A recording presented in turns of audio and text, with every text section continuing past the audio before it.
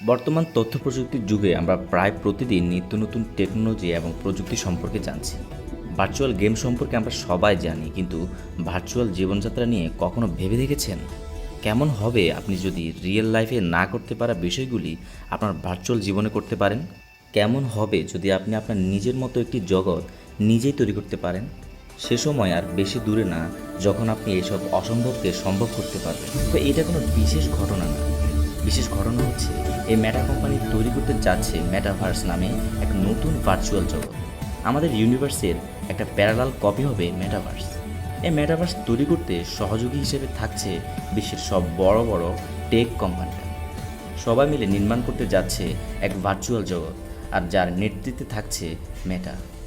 মেটাভার্সে আপনি নিজেই নিজের একটা 3D জগৎ তৈরি করতে পারবেন। সেখানে আপনার একটা ভার্চুয়াল কপি বসবাস করবে।